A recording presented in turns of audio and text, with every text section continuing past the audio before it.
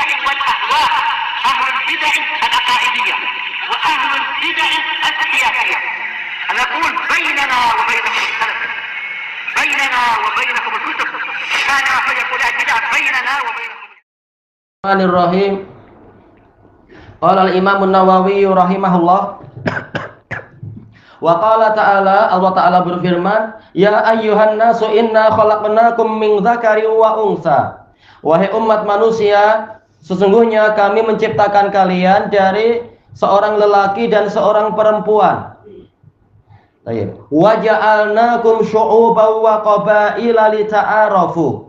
Dan kami menjadikan kalian itu berbangsa-bangsa, berkabilah-kabilah agar kalian saling mengenal.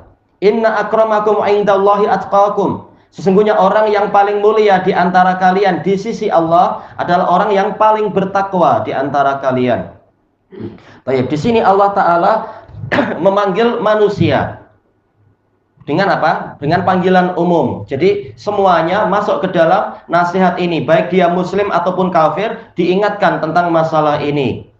Untuk apa? Apa hikmah diciptakannya manusia dengan pola yang seperti ini? Inna khalaqnakum min dzakari wa unsa. Sesungguhnya kami menciptakan kalian dari lelaki dan perempuan. Jadi inilah fitrah. Nggak ada istilah apa istilahnya, dilegalkan, dirasmikan kawin perempuan dengan perempuan, laki-laki dengan laki-laki. Nanti yang lahir apa?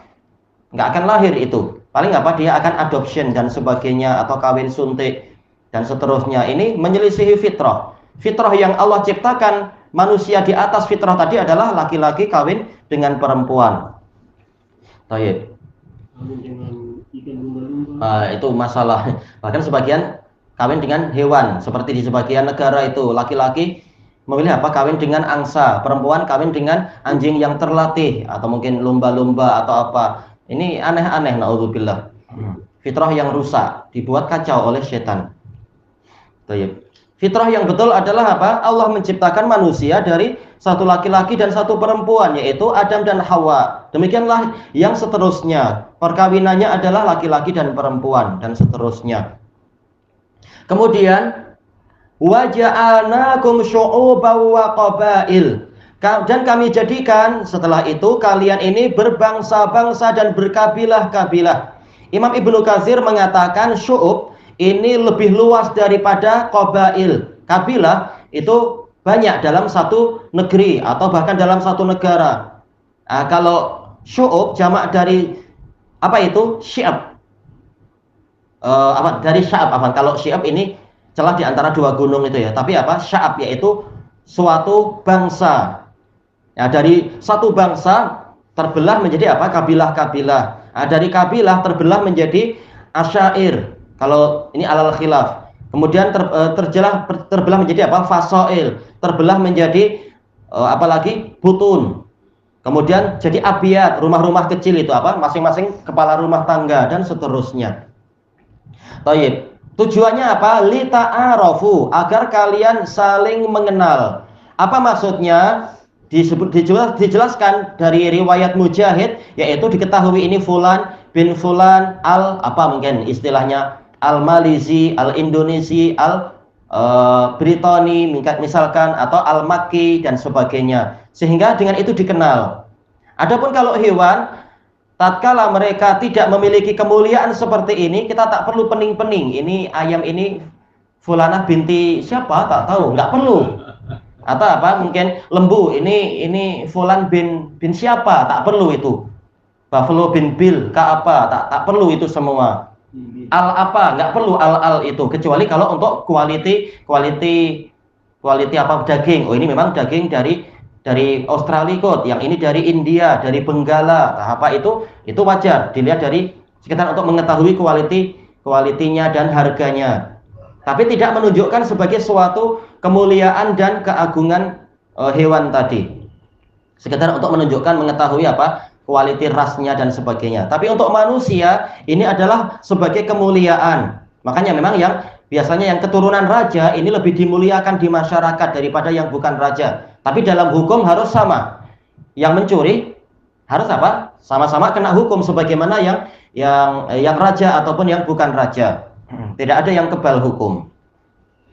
Tapi dalam masalah kemuliaan memang wajar. Makanya Rasulullah SAW mengingatkan, udzakirukum bi ahli baiti. Aku ingatkan kalian dengan apa? Ahli baitku memang harus lebih dimuliakan. Juga Rasulullah bersabda, idza ja'akum karimul qaum fa akrimuh. Apabila datang kepada kalian orang mulia dari suatu kaum, maka muliakan dia. Maka Rasulullah memuliakan Jarir bin Abdullah Al-Bajali karena memang beliau adalah pemimpin dari kaum tersebut. Demikian pula ketika datangnya Sa'ad bin Mu'ad, Rasulullah bersabda kepada orang-orang Ansor, yaitu qumu ila sayyidikum, bangkitlah kalian kepada pemimpin kalian. Ini wajar, dalam masalah kemuliaan memang mereka dimuliakan. Dari mana diketahui ini orang mulia? Tengok nasab dia. Tapi dari sisi hukum, kriminality dan sebagainya, hukumnya sama. Tidak ada istilahnya anak emas atau apa.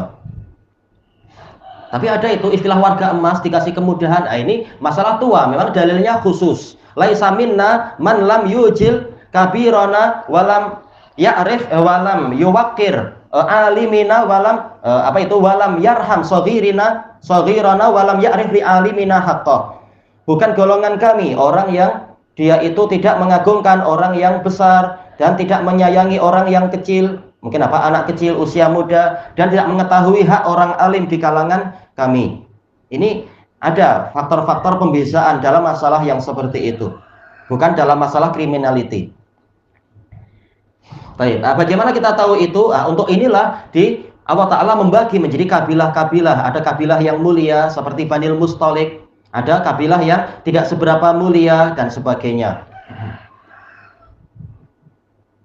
Kalau di Yaman yang sering diejek adalah apa? Kabilah dari Hajjah, yang ana lupa itu namanya apa. Ternyata Allah menguji orang Yaman. Ternyata yang jadi alamatul Yaman adalah Syekh Yahya Al-Hajuri. Orang Hizbiyun mengejek, ini dari sekte rendah, dari apa namanya itu?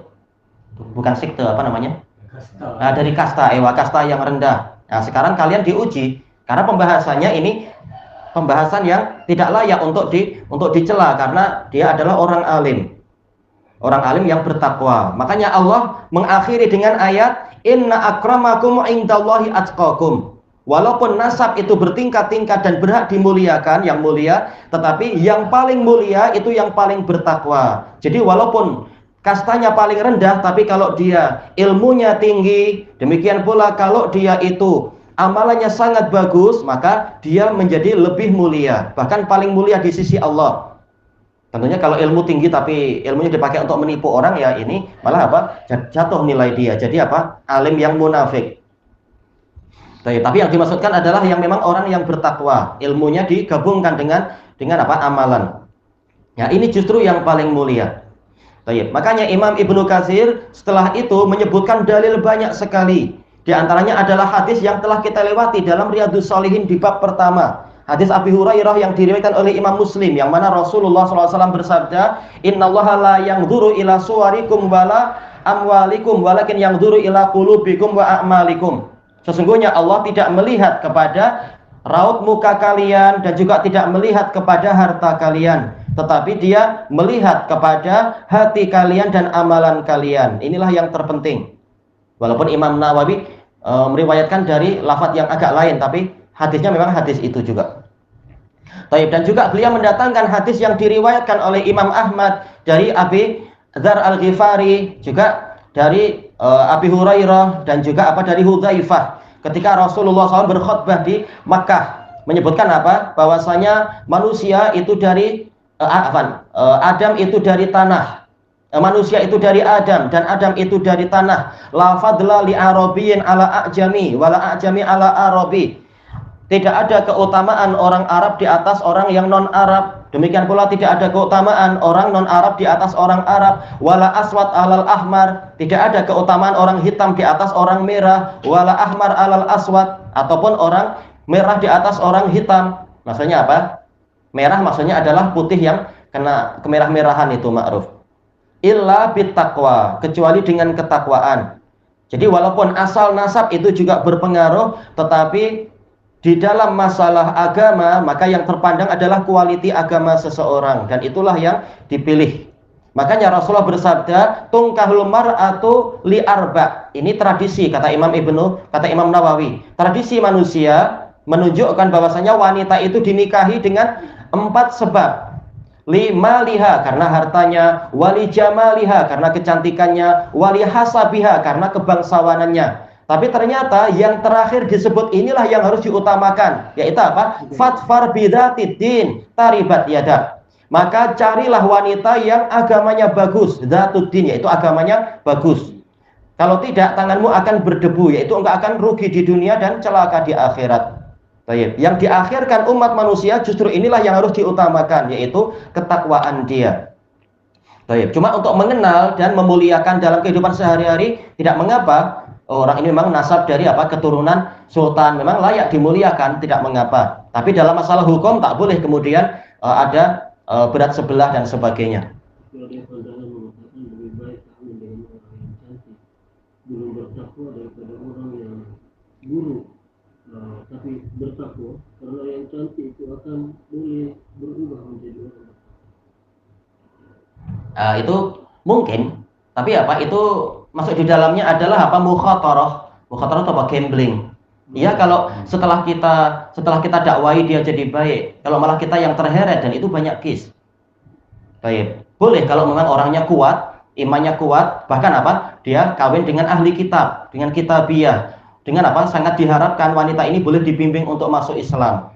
Diingatkan baik-baik, kenapa engkau tak mau masuk Islam? Itu aja banyak dari orang-orang wanita British yang berlomba-lomba masuk Islam. Demikian pula yang di Perancis, demikian pula yang di Jerman, bahkan di Jepun disebutkan. Sekarang memang mereka sedang berlomba-lomba, bahkan yang di Amerika juga, sampai parlemen Amerika merasa khawatir, kenapa malah trennya seperti ini. Nah, ini digunakan sebagai apa? Nasihat untuk istri yang dari ahli kitab itu.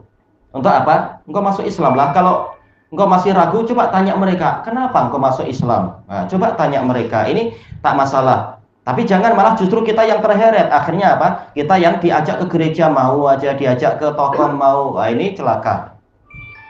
Baik. Tetapi kembali ke sabda Rasulullah SAW tadi, yaitu apa? Walaupun Allah mengizinkan, yaitu halal, uhillul lakum, halal, ini masalah mubah. Tapi untuk priority harusnya cari yang sudah jadi. Daripada apa? Yang belum jadi kita tarik-tarik, dia pun juga apa? Degil. Nah, kita pening. Akhirnya rumah tangga kita yang pening. Kalau kita bersikeras, nanti apa? Nanti boleh jadi apa? Bahtera kehidupan pecah. Kalau kita diam, akhirnya apa? Justru dia yang menjadi nahkodanya, menjadi pemandu kapal. Pening kita. Nah, ini kenapa? Karena ternyata wanitanya adalah tipe yang keras, yang kasar hati dan sebagainya, dan tidak mau menerima kebenaran. Kita yang pening. Berarti apa? Utamakan yang memang wanita itu hatinya lembut dan mau menerima kebenaran. Cari yang sudah jadi dulu. Jangan apa? Kita mukhatarah, yaitu gambling. Iya kalau berjaya, kalau tidak akhirnya letih sendiri. Dan itu banyak pertanyaan dari Indonesia tentang itu. Ini gimana? Istri saya nasihatin tak mau, bahkan dia ugut, bahkan dia membawa satu kabilah gini-gini. Ya, kita yang pening. Baik, nggak cukup dengan dialog berdua, bahkan apa? Mertua pun diikutkan untuk menekan saya. Akhirnya pening. Baik, maka memang diperlukan sebelum kawin itu tengok keadaan wanita ini. Mungkin memang dia belum banyak belajar, tapi tipenya insya Allah dia suka mencari kebenaran. Tipenya memang suka membaca buku. Yang seperti ini lebih bagus daripada apa? Malas baca buku kecuali buku Yasin. Ini susah macam ini. Baik.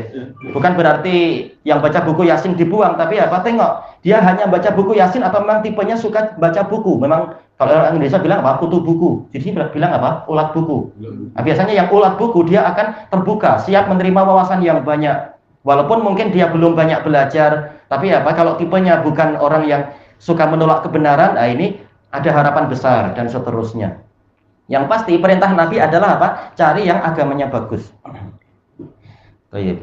Ilahuna wallahu a'lam. Cuma intinya pembahasan ini apa? Imam Nawawi menjadikan ini masuk dalam bab tawadhu, yaitu jangan dengan sebab masalah harta orang itu banyak atau nasab dia itu tinggi, kemudian apa? Kita kemudian apa? Jadi lebih mengutamakan dia daripada orang lain, atau sebaliknya kita merasa harta kita banyak atau nasab kita tinggi atau kita ini dekat dengan penguasa, lalu kita bersikap kasar kepada orang mukmin yang rendahan, yang kerjanya mungkin hanya mengumpulkan sampah, jadi penyapu jalan, Sehingga apa? Kita jadi sombong pada dia dan seterusnya. Karena yang penting adalah ketakwaan hati, bukan masalah yang tadi itu. Yang tadi itu sekedar untuk agar dikenal. Oh, ini dari ini dari ini. Bukan sebagai tolok ukur pemuliaan. Tayyib ilahuna wallahu a'lam.